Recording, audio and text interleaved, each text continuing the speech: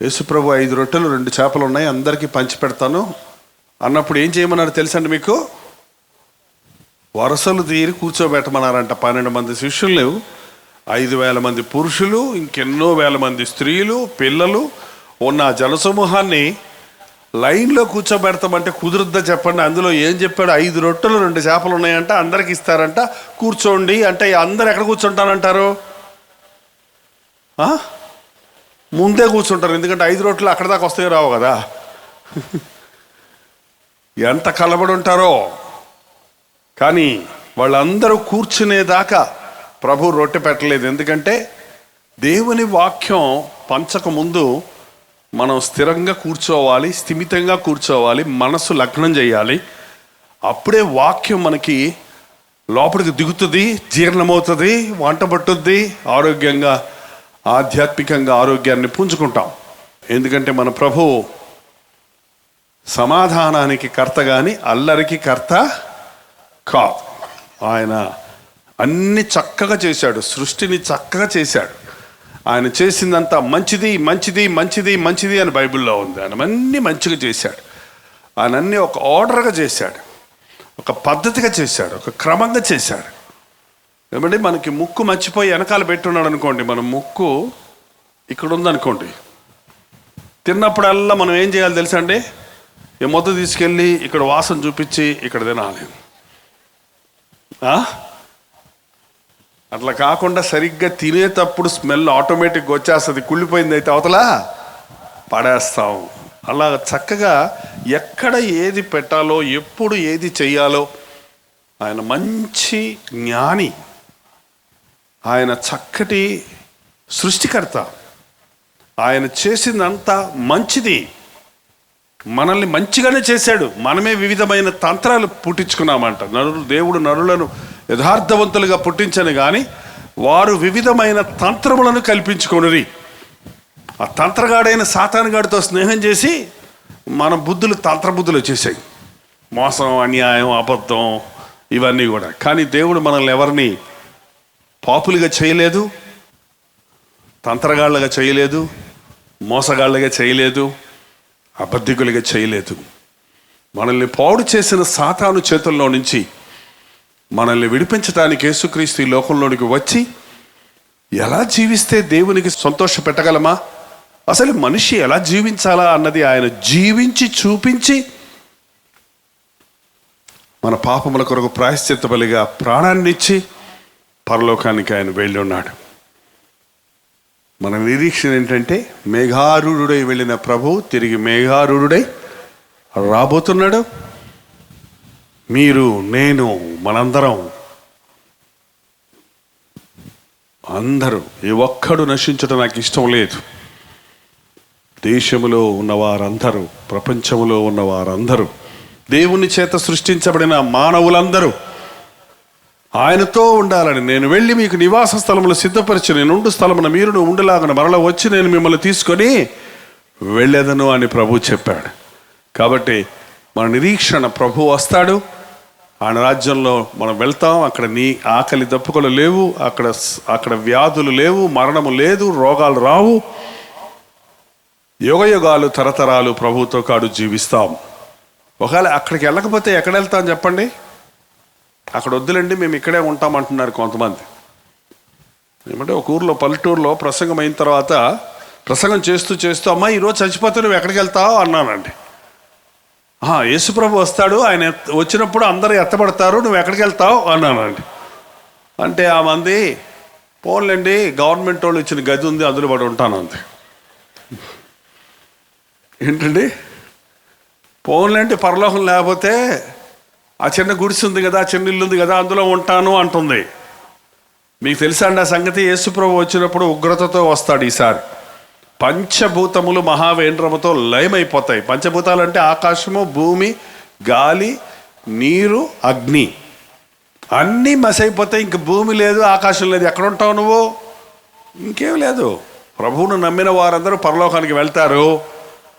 పాపములో ఉండి పాపశిక్షను అనుభవించేవారు, సాతానును జతపట్టిన వారు, సాతానికి దాని అనుచరులకు సిద్ధపరిచిన అగ్నిగుండమైన నరకంలోనికి వెళ్ళిపోతారు. మధ్యలో ఏలాడటం కుదరదు. నేను మధ్యలో ఏలాడుతూ ఉంటానంటే కుదరదు. పోతే పరలోకం, లేకపోతే నరకం, రెండే చనిపోయాక. కాబట్టి వీరు ఎక్కడికి వెళ్తారు? నరకానికా పరలోకానికా? ఏంటో ధైర్యం ఉందా, లేకపోతే ఆశ ఉందా? ఓకే, నేను నిజంగా ఎక్కడికి వెళ్తాను అన్నది తేల్చుకోవడానికే, ఏమంటే నేను మరణిస్తే నా మరణం తర్వాత జీవితం ఏంటి అని పరీక్షించుకోవడానికే ఇలాంటి సభలు. ఎందుకంటే వాక్యం, దేవుని వాక్యమైన పరిశుద్ధ గ్రంథం మరణం తర్వాత ఉన్న జీవితాన్ని గురించి, పరలోకం వెళ్ళాలంటే ఎలా బ్రతకాలి, నరక మార్గంలో వెళ్ళే వాళ్ళు ఎలా బ్రతుకుతారు అన్న విషయాలను స్పష్టంగా తెలియజేస్తుంది. మీకు బైబిల్ ఉందా? లేకపోతే ఒకటి కొనుక్కోండి. మీ బైబిల్ రోజు చదవండి. మనల్ని బతికిస్తుంది దేవుని వాక్యం, పరిశుద్ధపరుస్తుంది దేవుని వాక్యం, ఆదరిస్తుంది దేవుని వాక్యం, నడిపిస్తుంది దేవుని వాక్యం, తెలియజేస్తుంది దేవుని గురించి, సిద్ధపరుస్తుంది పరలోకం కొరకు. పరిశుద్ధ గ్రంథమైన బైబిల్ను చదవటం మర్చిపోకండి. మీ దగ్గర బైబిల్ ఉంటే ఒకసారి చూపించండి. మీ బైబిల్ ఎత్తి చూపించాల్సిందే. తెరిచి చూపించండి. తెల్ల దగదగలాడతాయండి. నల్ల బైబిల్ కదా, నల్లట్ట కదా, తెల్ల. Very good, very good, very good, very good అండి. ఆహా, పర్వాలా. ఖమ్మంలో బైబిళ్ళు బాగానే ఉన్నాయండి. మన గుంటూరులో అయితే అబ్బా సందు లేనన్ని బైబిళ్ళు ఉన్నాయి. బైబిల్కి పక్కన సందు లేదు. మేము అన్ని ఊర్లో, ఒంగోలులో అలాగే వచ్చినాయి.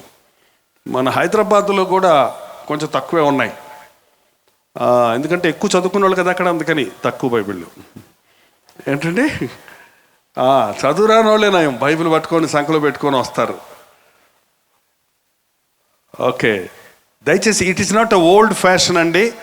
బైబిల్ క్యారీ చేయండి. బైబిల్ మీ వెంట పెట్టుకోండి. బైబిల్ను చదవండి, ధ్యానించండి. దుష్టుల ఆలోచన చొప్పున నడువక, పాపుల మార్గమున నిలువక, అపహాసకులు కూర్చుండు చోట కూర్చుండక, యెహోవా ధర్మశాస్త్రమందు ఆనందించుచు దివారాత్రములు దానిని ధ్యానించువాడు ధన్యుడు. అట్టివాడు ఆకు వాడక తన కాలమందు ఫలమిచ్చు చెట్టు వలె ఉండును. అతడు చేయునదంతయో నేనేం చేసినా కలిసి రావట్లేదండి, ఏం చేసినా పాడైపోతుందండి, ఏం చేసినా అభివృద్ధి లేదండి, ఇంటర్వ్యూకి వెళ్తే సెలెక్ట్ అవ్వడం లేదండి, పరీక్ష రాస్తే పాస్ అవ్వటం లేదండి, పంట వేస్తే పండటం లేదండి, బిజినెస్ చేస్తే లాస్ వస్తుందండి అని అన్నీ చెప్తుంటారు. చూసారా? కారణం, మీ జీవితంలో ఆశీర్వాదం లేదు. దేవుని వాక్యాన్ని చదివి ధ్యానించి అనుసరించండి. అప్పుడు మీరు ఏం చేసినా, ఇంటర్వ్యూకి వెళ్తే నువ్వే సెలెక్ట్ అవుతావు, పరీక్ష రాస్తే నీకే ఫస్ట్ క్లాస్ వస్తుంది, పంట వేస్తే సమృద్ధిగా పండుద్ది, బిజినెస్ చేస్తే వర్ధిల్లుతావు. ఏది చేసినా ఫలం ఉంటుంది, సఫలత ఉంటుంది. ఈ చేతులతోటి ఎన్ని మోసుంటాం మన బతుకులో. ఎంతమంది పిల్లల్ని ఎత్తుకొని మోసారమ్మా. ఓ ముసలమ్మ గారు నా దగ్గరికి వచ్చింది, 100 రూపాయలు నాకు కానికిస్తుంటే, అమ్మా ఎక్కడి అంటే గవర్నమెంట్ వాళ్ళు ఇచ్చారంది. గవర్నమెంట్ వాళ్ళు ఇచ్చిందేంటమ్మా, పిల్లలు లేరా అంటే, ఎందుకు లేరయ్యా, 10 మంది పిల్లల్ని కన్నానయ్యా. ఏమయ్యారమ్మా, ఎవరు 600 పోయారయ్యా నన్ను వదిలేసి. ఏమా 10 మంది పిల్లల్ని కని పెంచి పెద్ద చేసి పెళ్ళిళ్ళు చేస్తే పాపం ఆ ముసలమ్మను వదిలేసిపోయారట. ఏమండి, ఈ రోజుల్లో ఎందుకులే 10 మందిని ఇద్దరినే కంటున్నారు. 2 దారులు వెళ్ళిపోతారు. నువ్వు వాక్యం పట్టుకో, ప్రభువును పట్టుకో. ఎవరిని తోడున్నా లేకపోయినా నేను నిన్ను విడువను, ఎడబాయన దేవుడు. అన్ని నీకు బలం ఉన్నప్పుడు, బలం లేనప్పుడు, ఆరోగ్యం ఉన్నప్పుడు, అనారోగ్యం ఉన్నప్పుడు, అన్ని సమయాల్లో నీకు తోడుంటాడు. నా జీవితంలో నా 18వ ఏట యేసయ్యను పట్టుకున్నానండి. ఈ రోజు వరకు నా యేసయ్య నన్ను విడిచిపెట్టలేదు. మనుషులందరూ విడిచిపెట్టారు. మనుషులు రకరకాల పరిస్థితుల్లో రకరకాలుగా ప్రవర్తిస్తారు, మోసం చేస్తారు, అన్యాయం చేస్తారు, బాధ పెడతారు, దుఃఖపరుస్తారు, దోచుకుంటారు. కానీ ఎల్లవేళలా విడువని ఎడబాయని దేవుడు తోడుండి ఆదరించి బలపరిచి సమృద్ధిపరిచి సకల కృపల్లోను ముందుకు నడిపిస్తాడు.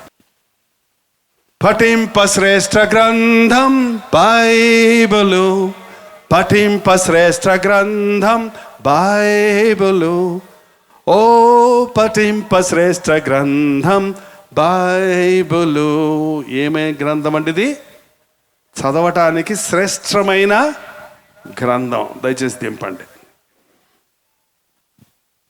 ఇప్పుడు ఈ డిటెక్టివ్ నావల్స్, ఆ చెత్త పుస్తకాలు కొంచెం తగ్గాయేమో నాకు తెలియదు, కానీ నేను యవనస్తుడిగా ఉన్నప్పుడు చాలా ఈ తప్పైన చెడ్డ పుస్తకాలు, చెడ్డ కథలు, డిటెక్టివ్ కథలు, సినిమా కథలు, ఇవన్నీ ఉన్న పుస్తకాలు ఉండేవి. యవనస్తులు దాన్ని బాగా చదువుతుండేవాళ్ళు. అలాంటి పుస్తకాలు చదివినోడు బుర్రంట. ఇవాళ ఆ పుస్తకాలు లేవు, కానీ మీరు ఏం చదువుతారో నాకు తెలీదు. ఫేస్బుక్, యూట్యూబ్, ఇంకోటి ఏంటండి, ఏంటమ్మా మీకు లేవా? ఖమ్మంలో లేవా? ఎందుకు లేవు? అందరికీ ఉన్నాయి. అన్ని ఊర్లు సాఫ్ట్వేర్ ఇంజనీర్స్కే కాదు, మనం ఏ ఇంజనీర్ కాకపోయినా మనకు కూడా తెలుసు. ఏదో కొద్దిమంది ఓల్డ్ ఫ్యాషన్ వాళ్ళు ఉన్నారు, వాళ్ళకి తెలియదేమో, కానీ చాలామంది స్త్రీలు కూడా అంటే ఇంట్లో ఉన్న స్త్రీలు ఏ ఉద్యోగం లేని వాళ్ళు అంట ఫేస్బుక్ పట్టుకుంటున్నారంట ఇప్పుడు. అందులోనే ముచ్చట్లంట, కూర ఎట్ట వండుకోవాలి, చీరలెట్ట కొనుక్కోవాలి. బుర్రంతా దాంతో నింపేసుకున్నాడు. బుర్ర అంటండి, ఆ మురికి కాలం ఉంటుంది చూసారా, మురికి కాలం వెళ్తుంది, మన డ్రైనేజ్ కాలం వెళ్తుంది కదా టాయిలెట్స్లో నుంచి అన్నిటితో. చూడండి, ఆ కాలంలో తలస్నానం చేసినోడు తల ఎట్టుంటుంది చెప్పండి? ఫ్రెష్గా ఉంటుందా? గబ్బు కొడుతుంటుంది. అలాంటి గబ్బు బుర్ర నిండా చెడ్డ తలంపులతో నిండిపోతారు. కానీ ఎవరైనా దేవుని వాక్యాన్ని కనుక జాగ్రత్తగా చదివితే, వాక్యంతో ఒక గంట సేపు బుర్రను నింపుకుంటే, హృదయాన్ని నింపుకుంటే, వాడి తల ఎలా ఉంటుందంటేనండి, మా చిన్నప్పుడైతే కుంకుడుకాయలు పులుసు అనేవాళ్ళం. ఇప్పుడు మీరు కుంకుడుకాయలు వాడతారా? ఏంటి సీకాయ వాడతారా? అవన్నీ పోయినాయి. ఇప్పుడు ఏంటి, షాంపూ, డవ్ షాంపూతో క్లీన్ చేసుకున్నంత స్మూత్గా ఫ్రెష్గా అయిపోతుందంట. కాబట్టి వాక్యం చదవండి, మీ మైండ్ ప్యూరిఫై అవుతుంది, మనస్సు నిర్మలం అవుతుంది, హృదయం శుద్ధ అవుతుంది. రోజు 3 అధ్యాయాలు, ఆదివారం 5 అధ్యాయాలు చదివితే ఒక సంవత్సరంలోగా బైబిల్ని మొదటి నుంచి చివరి దాకా మీరు చదివి ముగించుకోవచ్చు. ఇక్కడ ఎవరైనా మాకు చదువు రాదండి బైబిల్ చదువుకోవటానికి అన్నవాళ్ళు ఎవరైనా ఉంటే చేయి చూపిస్తారా? ఎందుకు చదువుకోలేదు? మా చిన్నప్పుడు స్కూల్కి పంపిస్తే ఎందుకు వచ్చేసారట చదువుకోకుండా?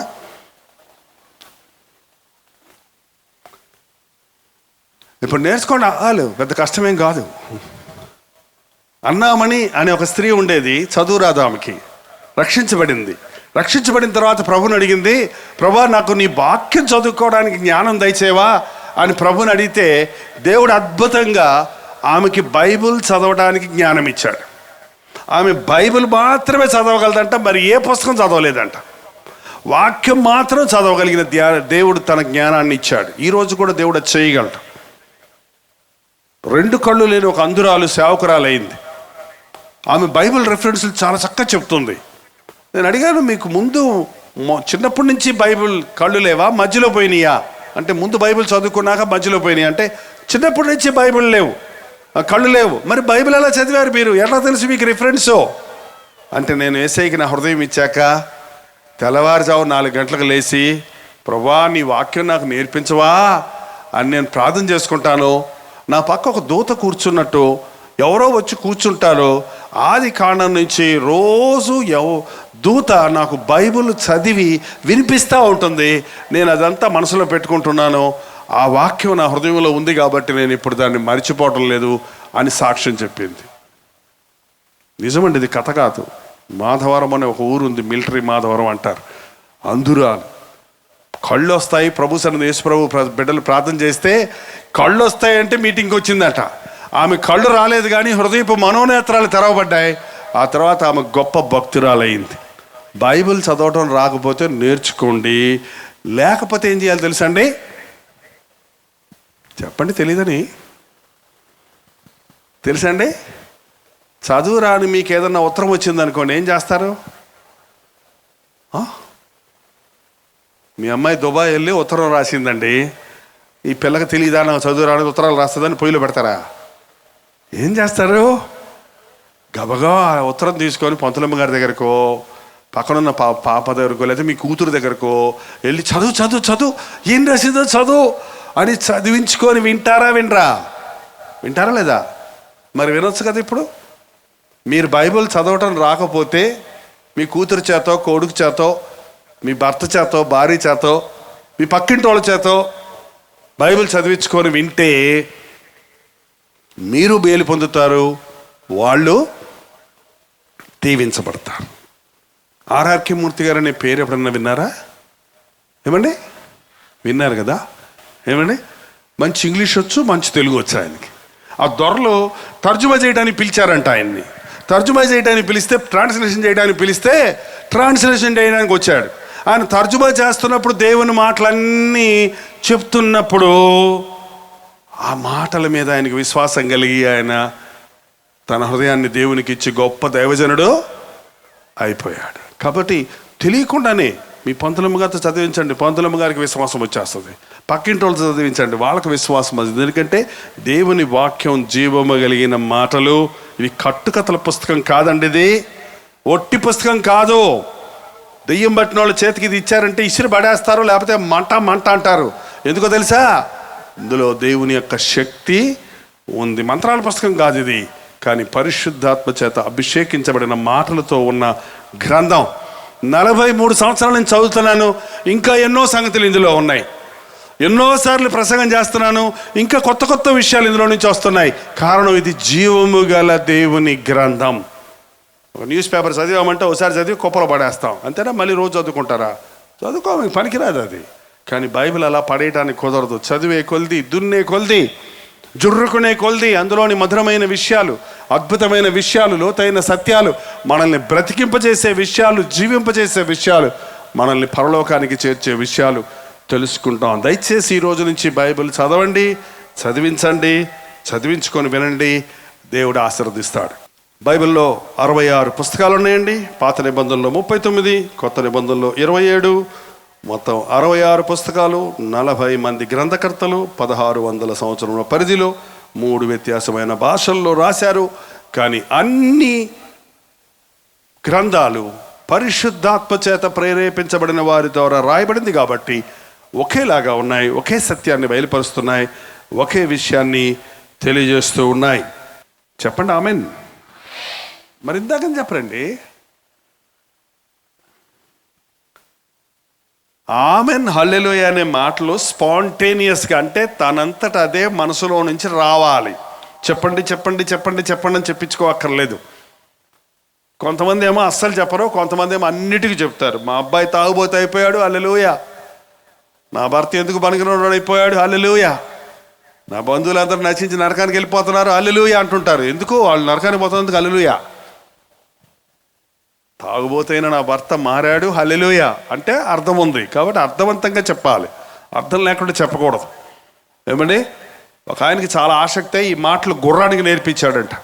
ఆయన గుర్రం ఎక్కి కూర్చొని హల్లెలూయా అంటే పరిగెడద్దంట, ఆమెన్ అంటే ఆగిపోద్దంట, ఇంకేం చెప్పినా విందంట ఆ గుర్రం. సాధారణంగా గుర్రం ఎక్కినోడు కళ్ళెం పట్టుకొని ఈ పక్కల ఇటు తిరుగుద్ది, ఆ పక్కల ఇటు తిరుగుద్ది, గట్టిగా పట్టుకుంటే ఆగుద్ది, లూజ్గా పట్టుకుంటే పరిగెడద్ది. ఆ కర్ర జోక తీసుకొని దెబ్బ వేస్తే స్పీడ్గా పరిగెడద్ది.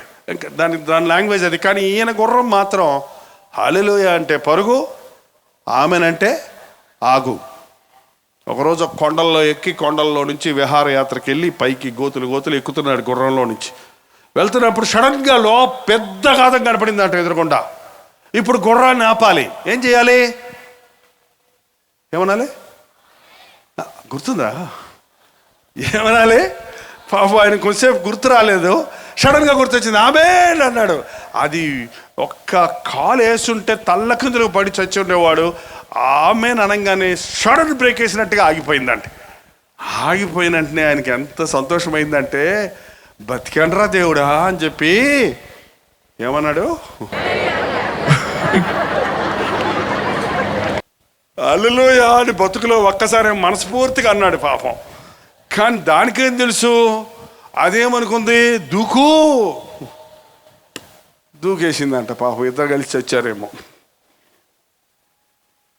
ఎప్పుడు ఈ మాటలు ఊతపదంగా వాడొద్దండి, అనుభవించి అర్థం చేసుకొని సందర్భానుసారంగా ఆమెన్ అంటే అవునుగాక, జరుగునుగాక. ఒకరు ప్రార్థన చేశాక అందరూ ఆమెన్ అంటే అందరూ ఆ ప్రార్థన చేసినట్టు దేవుడు అంగీకరిస్తాడు. అలాగే హల్లెలూయా అంటే దేవునికి స్తోత్రం. హల్లెలూయా అంటే దేవునికి స్తోత్రం తెలుగులో ఏమంటే దేవునికి స్తుతి, అంతే. దేవుని స్తుతించాలి, దేవుడు మనకు మేలు చేసినప్పుడు దేవుడిని అనేక విషయాల్లో మనం స్తుతించవచ్చు. కానీ ఊత పదాలుగా ఈ మాటలు వాడినప్పుడు మన జీవితంలో దేవుని ఆశీర్వాదాలు ఉండవు. ఆమేన్, హల్లెలూయా. నిన్ను సరిచేయగలిగిన యేసు ప్రభు దగ్గరికి రా, నిన్ను చక్క చేయగలిగిన ప్రభు దగ్గరికి రా.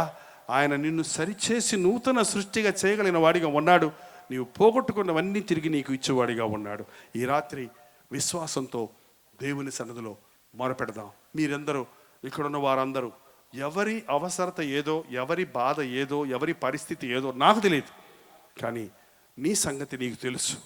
నీ అవసరత ఏదో నీకు తెలుసు. దానిని నోరు విప్పి నువ్వు యేసయ్యకు చెబితే పరిశుద్ధాత్ముడు మన మధ్య సంచరిస్తున్నాడు గనుక ఒక అద్భుతమైన జవాబును, ఒక అద్భుతమైన విడుదలను ఇప్పుడే ఇక్కడే మనం చూస్తాం. దయచేసి తలలు వంచండి, ప్రార్థన చేసుకుందాం. కొద్ది నిమిషాల్లో మనం వెళ్ళిపోతున్నాం. ఇది మంచి సమయం. నీవు కోరినట్టుగానే నీకు అయ్యే సమయం, నీకు జరిగే సమయం. నీవు నోరు తెరిచి ప్రభువా నన్ను కనికరించు, ప్రభువా నాపై కరుణ చూపించు, ప్రభువా నాకు సహాయము చేయి అనే ఈ క్లుప్త ప్రార్థన నువ్వు చేయగలిగితే, పెద్ద పెద్ద మాటలు అక్కర్లేదు. నన్ను కనికరించయ్యా, నాకు కరుణ చూపించయ్యా, నాకు సహాయం చేయయ్యా. నీ స్థితిని దేవునికి చెబుతావా? నీ పరిస్థితిని దేవునికి తెలియజేస్తావా? పైకి భక్తి గలవానిగా ఉన్నాను కానీ ప్రభువా నా జీవితంలో యథార్థమైన భక్తి లేదయ్యా, అంతరంగంలో శుద్ధి లేదయ్యా. దేవునితో చెప్పు. పైకి మాత్రం చర్చికి వెళ్తున్నాను, పైకి మాత్రం విశ్వాసాలను చెప్పుకుంటున్నాను, నా జీవితంలో విశ్వాసమే లేదు. దేవునితో చెప్పు. నాయనా నా కుమారుడు చూడయ్యా, నా కుమార్తె చూడయ్యా, చెప్పిన మాట వినకుండా వారి ఇష్టానుసారంగా బ్రతుకుతున్నారయ్యా, తప్పుదారిలో పోతున్నారయ్యా, ఎంత చెప్పినా వింటలేదేసయ్యా. నా బిడ్డను మార్చు నాయనా, నా కుమారుడిని మార్చయ్యా, నా కుమార్తెను మార్చయ్యా అని ఒక చిన్న ప్రార్థన చేయి. ఈ రాత్రి అద్భుతంగా నీ కుమారుణ్ణి దేవుడు మారుస్తాడు. ప్రార్థన. పరిశుద్ధుడా, ప్రేమగల తండ్రి, ఒక్కసారి ఆవరణలోనికి తొంగి చూడయ్యా, మా గుండెల్లోనికి చూడు నాయన. ఏ గుండెలో ఏ వేదన ఉందో చూడయ్యా, ఏ గుండెల్లో ఏ బాధ ఉందో చూడు నాయన. ఏ హృదయంలో నుంచి ఏ మొర వినబడుతుందో వినయ్యా, ఏ మూలుగు వినబడుతుందో విడిపించయ్యా. మనుషుల్ని ఆశ్రయించి మోసపోయాం, డబ్బుతో సంపాదించుకుందామనుకుని నష్టపోయాం. నీవే సమస్తము సాధ్యపరిచే దేవుడవని నీ వెంటబడుతున్నామయ్యా. ఎప్పుడు నీ వెంటబడుతున్నామయ్యా. నిన్ను అడగటానికి యోగ్యత మాకు లేదయ్యా. నీ దీవెనలు పొందుటకు మేము అర్హులము కామయ్యా. ఆయన నీవు కృప కలిగిన వాడివి గనక, ఆయన నీవు కరుణించేవాడివి గనక, ఆయన నీవు సహాయము చేసేవాడి కనుక చేతులు చాచి ఉంచి ఉన్నామయ్యా. నీ యందు విశ్వాసము ఉంచుచున్నాము నాయన. ఆ విశ్వాసము లేకుండా సహాయము చేయి తండ్రి. నా దేవుడు నేను అడిగినవి ఇస్తాడు అని విశ్వసిస్తున్నాము నాయన. ఎవరెవరైతే అట్టి విశ్వాసముతో నీకు మొరపెట్టుకుంటున్నారో అట్టి వారికి ఇప్పుడే నీ వాగ్దానాలు దయచేయమని నాయన. నీవు కోరినట్లుగాని నీకు అవునుగాక అన్న వాగ్దానముతో పంపించమని యేసు క్రీస్తు నామములో అడుగుచున్నాము తండ్రి, ఆమేన్. మన తండ్రి అయిన దేవుని యొక్క ప్రేమయు, కుమారుడైన క్రీస్తు యొక్క కృపయు, ఆదరణకర్త అయిన పరిశుద్ధాత్మ యొక్క సహవాసమును కూడి వచ్చిన మనందరికీ ఇప్పుడును సదాకాలమును తోడై ఉండునుగాక. ఆమేన్, ఆమేన్, ఆమేన్.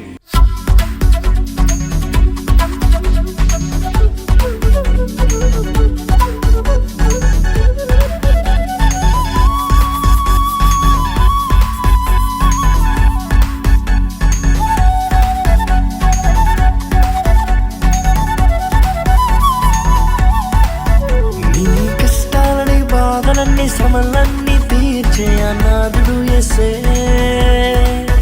నీ కష్టాలని బాధలన్నీ శ్రమలన్నీ తీర్చే అనాథుడు యేసే.